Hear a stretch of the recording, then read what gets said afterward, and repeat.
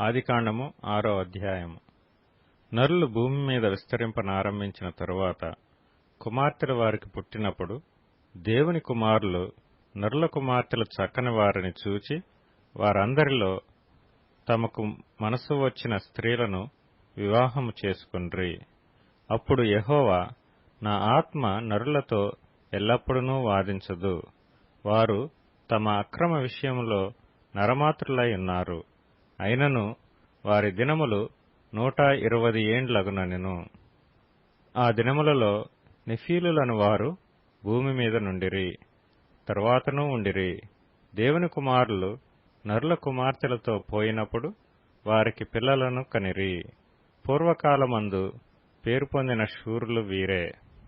నరుల చెడుతనము భూమి మీద గొప్పదనియు వారి హృదయం యొక్క తలంపులలోని ఊహ అంతయు ఎల్లప్పుడూ కేవలము చెడ్డదనియు యెహోవా చూచి తాను భూమి మీద నరులను చేసినందుకు యెహోవా సంతాపము నుండి తన హృదయములో నొచ్చుకొనెను. అప్పుడు యెహోవా, నేను సృజించిన నరులను, నరులతో కూడా జంతువులను, పురుగులను, ఆకాశ పక్షాదులను భూమి మీద నుండకుండా తుడిచివేయుదును. ఏలయనగా నేను వారిని సృష్టించినందుకు సంతాపము నొంది ఉన్నానెనెను. అయితే నోవహు యెహోవా దృష్టియందు కృప పొందినవాడాయెను. నోవహు వంశావళి ఇదే. నోవహు నీతిపరుడును తన తరములో నిందారహితుడనై యుండెను. నోవహు దేవునితో కూడా నడిచినవాడు. షేము, హాము, యాపెతను 3 కుమారులను నోవహు కనెను. భూలోకము దేవుని సన్నిధిని చెడిపోయి యుండెను. భూలోకము బలాత్కారంతో నిండియుండెను. దేవుడు భూలోకమును చూచినప్పుడు అది చెడిపోయి యుండెను. భూమి మీద సమస్త శరీరులు తమ మార్గమును చెరిపివేసుకొని యుండిరి. దేవుడు నోవహుతో, సమస్త శరీరుల మూలముగా భూమి బలాత్కారంతో నిండియున్నది గనుక నా సన్నిధిని వారి అంతము వచ్చియున్నది. ఇదిగో వారిని భూమితో కూడా నాశనము చేయుదును. చితిసారకపు మ్రానుతో నీ కొరకు ఓడను చేసుకొనుము. అరలు పెట్టి ఆ ఓడను చేసి లోపటను వెలుపటను దానికి కీలు పూయవలెను. నీవు దాని చేయవలసిన విధమిది.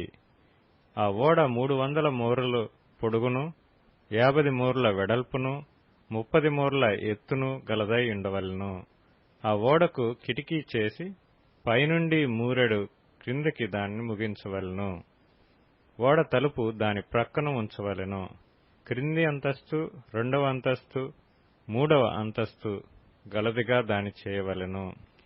ఇదిగో నేనే జీవవాయువు గల సమస్త శరీరులను ఆకాశము క్రింద నుండకుండా నాశనము చేయుటకు భూమి మీదికి జల ప్రవాహము రప్పించుచున్నాను. లోకమందున్న సమస్తమును చనిపోవును. అయితే నీతో నా నిబంధన స్థిరపరచుదును. నీవును నీతో కూడా నీ కుమారులను, నీ భార్యయు, నీ కోడండ్రును ఆ ఓడలో ప్రవేశింపవలెను.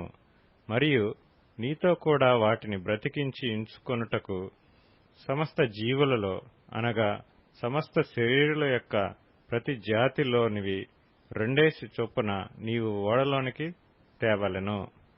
వాటిలో మగదియు ఆడుదియు నుండవలెను.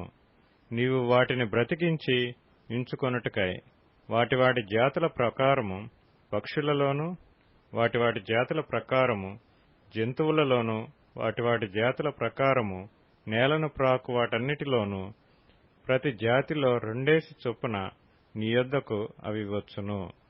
మరియు తినుటకు నానా విధములైన ఆహార పదార్థములను కూర్చుకొని నీ దగ్గర ఉంచుకొనుము. అవి నీకును వాటికి నీ ఆహారమగునని చెప్పెను. నోవహు అట్లు చేసెను.